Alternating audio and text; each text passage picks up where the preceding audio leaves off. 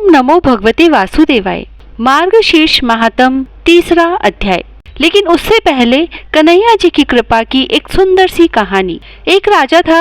जब वह पूजा के लिए मंदिर जाता तो मंदिर के दरवाजे के दाएं और बाएं तरफ दो भिखारी बैठे रहते थे। दाएं वाला कहता, हे कन्हैया, तुमने राजा को बहुत कुछ दिया है, मुझे भी दे दो। बाएं वाला कहता, हे राजा, कन्हैया ने तुम्हें बहुत कुछ दिया है, मुझे भी दे दो। दाएं वाला भिखारी बाएं वाले से कहता, कन्हैया से मांग, निसंदेह वही सबसे अच्छा सुनने वाला है।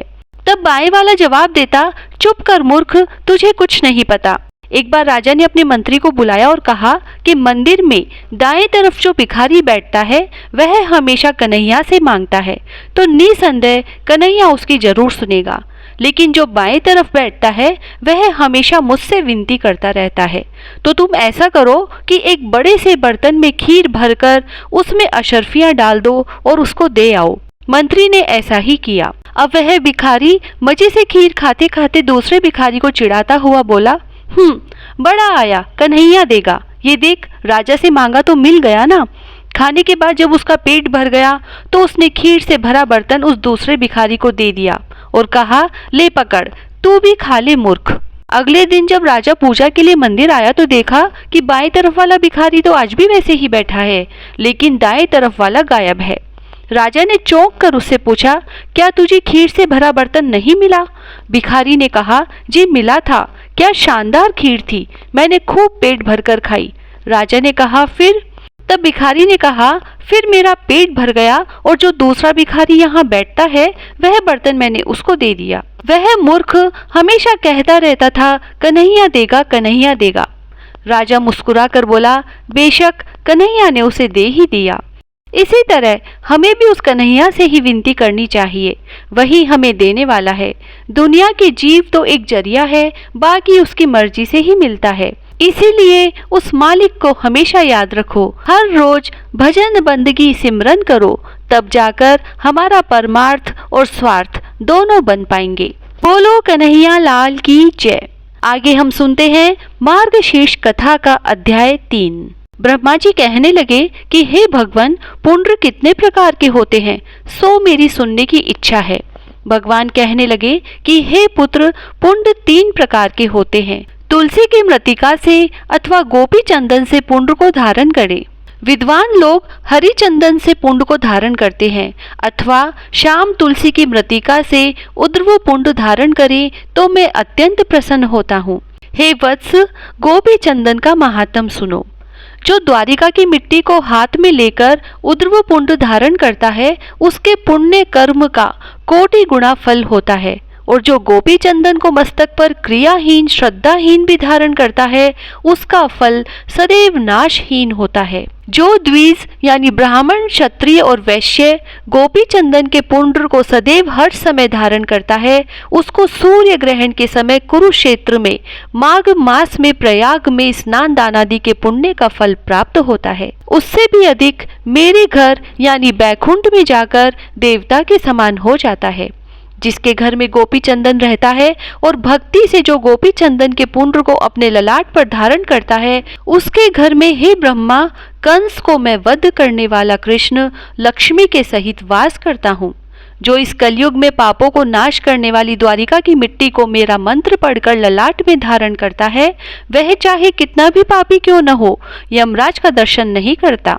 जिसके मरण समय में गोपी चंदन का पुण्य ललाट, हृदय और मस्तक में लगा रहता है वह मेरे लोक को पाता है, चाहे गौ को मारने वाला बालघाती या ब्रह्म हत्यारा भी क्यों न हो।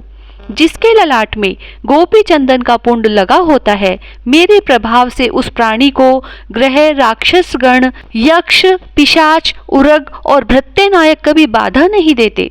जिसके ललाट में सुंदर उद्रव पुण्य देखने में आता है तो यदि वह चांडाल है तो भी वह शुद्धात्मा पूजनीय है, इसमें कोई संशय नहीं है। जो बिना स्नान किए अपवित्र पात की क्रियाओं को करता है वह गोपी चंदन के संपर्क से उसी क्षण पवित्र हो जाता है।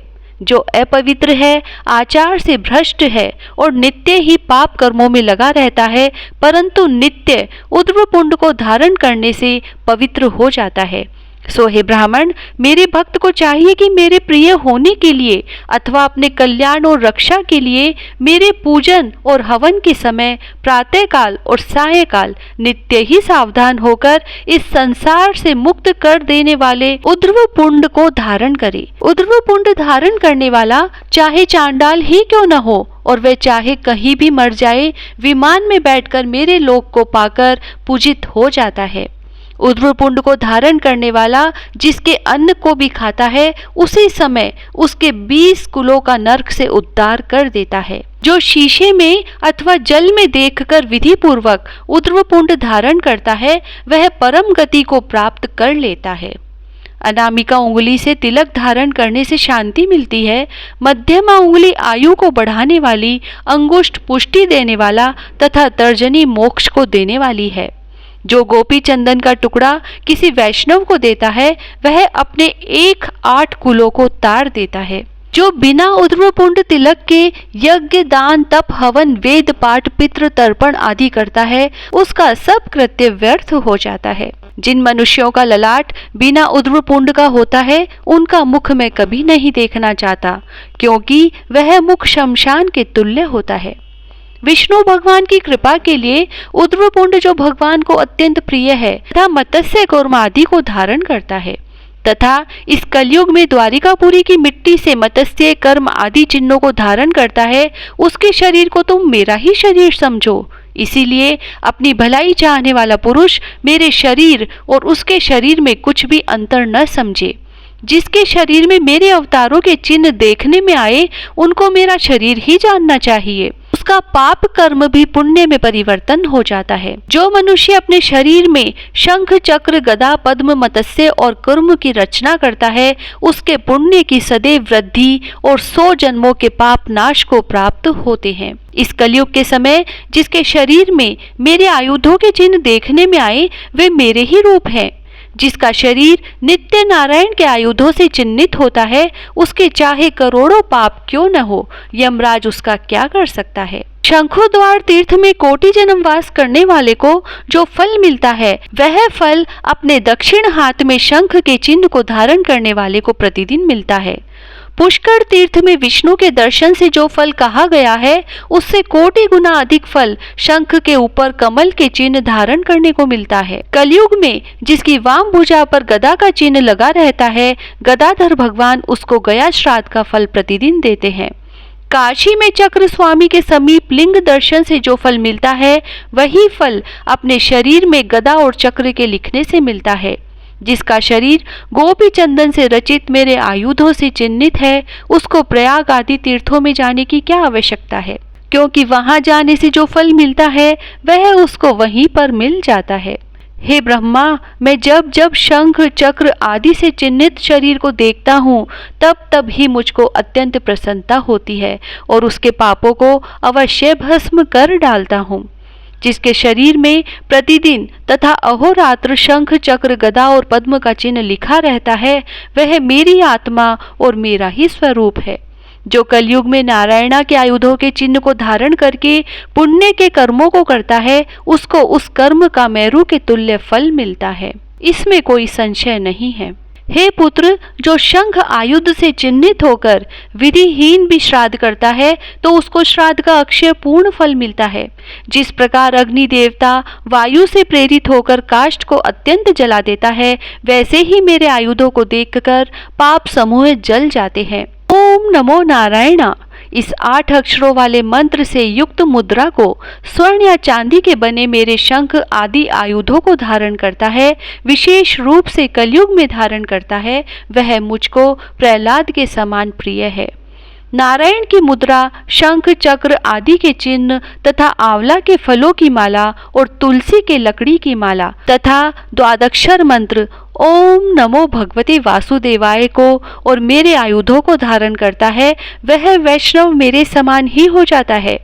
जिसके घर में शंख चक्र के चिन्ह से चिन्हित शरीरधारी ब्राह्मण भोजन करता है, हे पुत्र, उसके अन्न को पितरों सहित मैं स्वयं भोजन करता हूँ।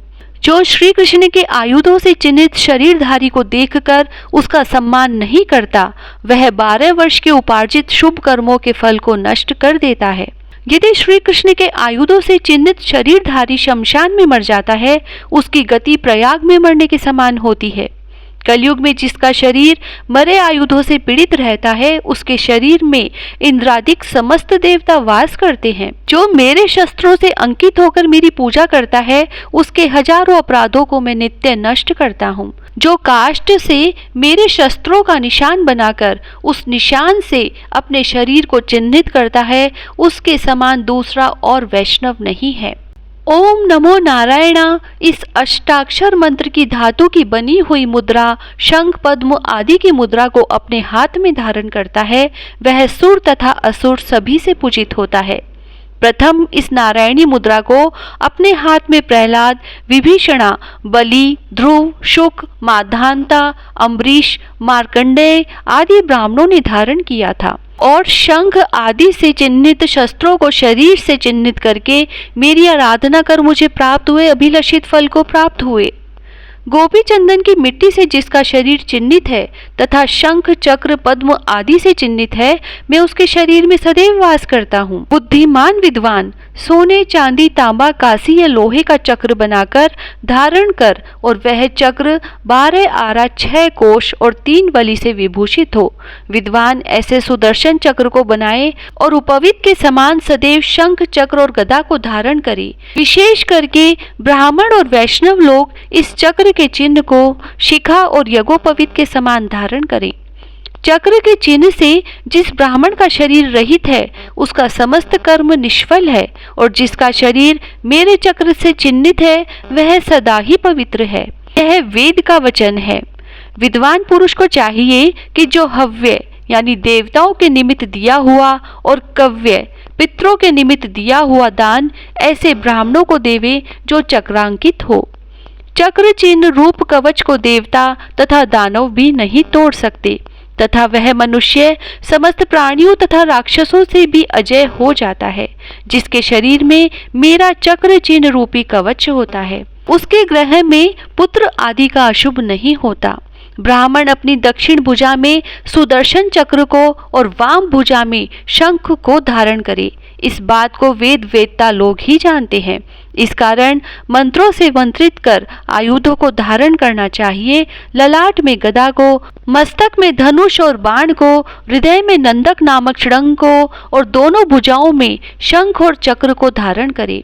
इस प्रकार प्रयत्न पूर्वक चक्र आदि को सदा धारण करके उस समय ऐसा कहे, पुत्र मित्र और स्त्री आदि जो कुछ भी मेरा परिग्रह है, उन सब को शरीर के साथ विष्णु प्रीत्यर्थ अर्पण किया।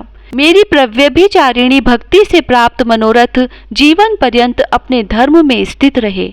शंख चक्र आदि चिन्हों से चिन्हित शरीर को देखकर जो उनकी निंदा करते हैं, वे मनुष्यों में अधम है।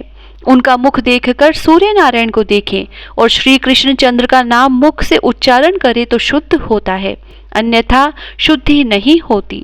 इति श्री स्कंद पुराण मार्गशीर्ष मास महात्म मार्गशीर्ष स्नान फल 3रा अध्याय समाप्त हुआ। जय श्री राधे।